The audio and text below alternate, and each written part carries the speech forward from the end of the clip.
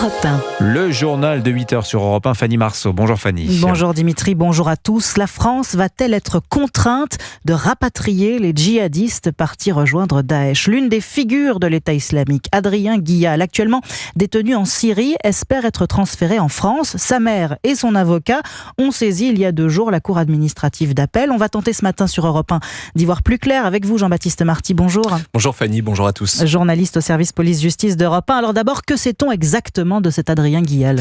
Eh bien, il grandit en Seine-Saint-Denis, mais tout bascule en 2002 à 27 ans. Il se convertit à l'islam, se radicalise et projette un attentat en 2008 contre les locaux des renseignements généraux. Pour ça, Adrien Guial est condamné. Il en ressort en 2012, en même temps que Fabien Klein, autre figure du djihadisme avec qui il part en Syrie en 2015. Sur place, Adrien Guial devient Oussama Abou Al-Faransi, un haut dignitaire de Daesh. C'est d'ailleurs lui la voix de revendication des attentats de Nice et de Magnanville. Il est depuis 2018 dans une prison des forces kurdes au nord-est de la Syrie. Donc voilà pour le personnage, mais est-ce qu'il a de réelles chances, Jean-Baptiste, de revenir en France ? Écoutez, soit la cour administrative d'appel de Paris refuse son retour et il reste en prison en Syrie aux mains des forces kurdes, soit elle le valide et la balle est dans les mains du Quai d'Orsay pour organiser son extradition, une décision de justice qui serait respectée. C'est ce que m'a confié hier soir une source proche du dossier. S'il revenait en France, bien sûr, il y aurait un procès. Tout retour serait aussi une première. Aucun homme djihadiste français vivant n'a pour le moment été rapatrié en France. Seules des femmes et des enfants sont revenus.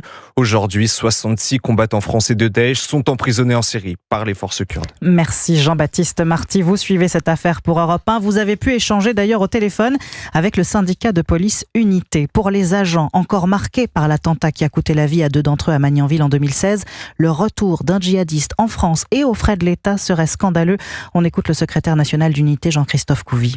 C'est pas parce qu'on se revendique être français, surtout quand on a fait le choix, encore une fois, d'abandonner la France, de cracher dessus et de se dire que on veut un califat au nom d'une cause, de venir chouiner derrière pour dire en fin de compte je suis français, je préfère rester français. Il a fait un choix, il doit l'assumer jusqu'au bout.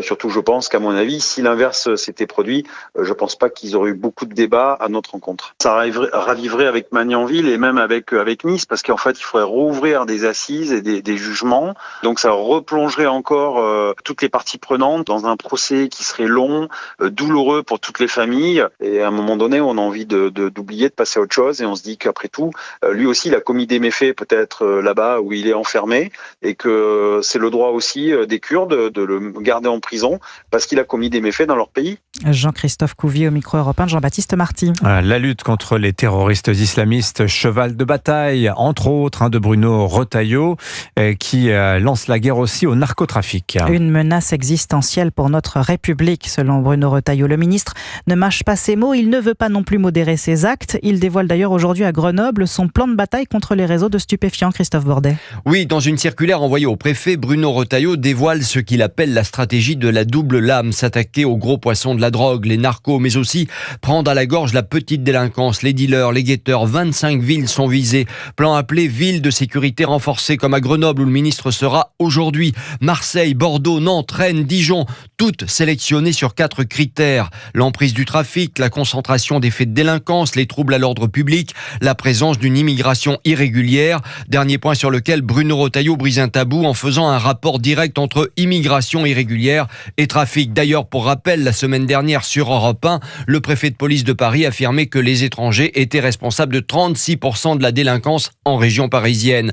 Pour parvenir à ces fins, le ministre de l'Intérieur exhorte les préfets, allez-y, mobilisez tous les moyens, services de renseignement, police judiciaire, CRS, RAID, GIGN. Des opérations antifraude vont également s'intensifier contre les débits de boissons, les épiceries de nuit, les barbershops, qui servent souvent de couverture aux trafiquants pour blanchir l'argent de la drogue. Christophe Bordet. Le ministre de l'Intérieur, Bruno Retailleau, officiellement candidat depuis 2 jours à la présidence des Républicains. Et voilà que son rival, Laurent Wauquiez, a tenu hier soir son premier meeting. Oui, dans son fief à Valence, dans la Drôme, devant 300 militants, le député de Haute-Loire a déroulé ses ambitions pour son parti et il a regretté la candidature surprise de Bruno Retailleau. Pour Laurent Wauquiez, pas question de tomber dans le duel fratricide. Je fais tout pour l'éviter. Je veux que Bruno Retailleau puisse réussir comme ministre de l'Intérieur. Et comme chef de notre parti, je ferai tout pour l'aider, comme je l'ai fait comme président des députés républicains à l'Assemblée nationale. Et je suis convaincu que la meilleure façon qu'on y arrive, c'est précisément cette complémentarité qu'on a entre, d'une part, nos ministres, dont le défi, et on sait à quel point il est énorme dans notre pays, c'est de se battre pour avoir des résultats. Et puis de l'autre côté, cette mission qui est colossale de refonder la parole de la droite en France. Voilà, on a besoin de tout le monde. Et je suis convaincu que ces forces, elles peuvent s'additionner. Cet équilibre nous a permis de réussir. Vous êtes plus légitime que Bruno Retailleau à la tête des Républicains ? C'est évidemment pas le sujet. Le seul sujet de cette élection, c'est de choisir ce qui sera la meilleure organisation pour reconstruire la voie de la droite. Chacun a son rôle, chacun a sa place. Et moi, je respecte tout le monde. Je veux qu'on puisse rassembler, je veux qu'on puisse fédérer. Je veux qu'on puisse additionner. Je veux pas qu'on se retrouve dans ces rivalités et ces tensions qui nous ont épuisés par le passé. La droite la plus bête du monde, vous avez peur qu'elle revienne ? C'est précisément pour ça que je veux refonder la droite. Laurent Wauquiez au micro du correspondant d'Europe 1 en Auvergne-Rhône-Alpes, Jean-Luc Boujon. Vous écoutez Europe 1 Matin, il est 8h07. Dans 10 jours, cela fera 3 ans pile que la guerre en Ukraine a éclaté. Les États-Unis accentuent la pression pour que débutent des négociations de paix. Elle pourrait s'ouvrir aujourd'hui à Munich, en Allemagne. Volodymyr Zelensky, le président ukrainien, va y rencontrer le vice-président américain J.D. Vance lors d'une conférence sur la sécurité. Pour Donald Trump, ce serait une amorce des pourparlers. Il y aura une réunion à Munich. La Russie sera avec des gens de chez nous. L'Ukraine est d'ailleurs aussi invitée. Je ne sais pas exactement qui représentera chaque pays, mais ce seront de hauts responsables de Russie, d'Ukraine et des États-Unis. Sauf que l'Ukraine assure qu'aucune discussion avec les responsables russes n'est envisagée. L'OTAN, pour sa part, espère que les pourparlers débuteront sous peu, mais son secrétaire général, Mark Rutte, veut rester prudent. Il est crucial que tout ce qui ressort de ces discussions soit durable, que cela ait un caractère pérenne. Nous ne pouvons pas permettre que Poutine tente à nouveau de capturer 1 kilomètre carré de l'Ukraine à l'avenir. Mark Rutte, secrétaire général de l'OTAN, qui partage le point de vue d'Emmanuel Macron.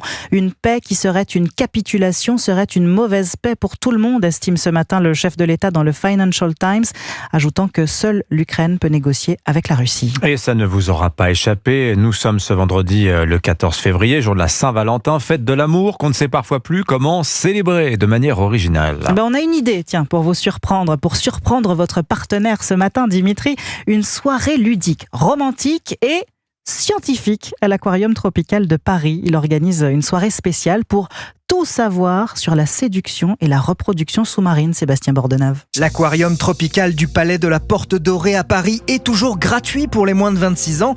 Constatant que l'endroit est devenu progressivement un lieu de rendez-vous pour la jeunesse, il a donc été décidé d'organiser une soirée Saint-Valentin à l'Aquarium. Ambiance feutrée, musique adéquate, l'occasion aussi et surtout d'explorer les mystères de la séduction des poissons et des coraux.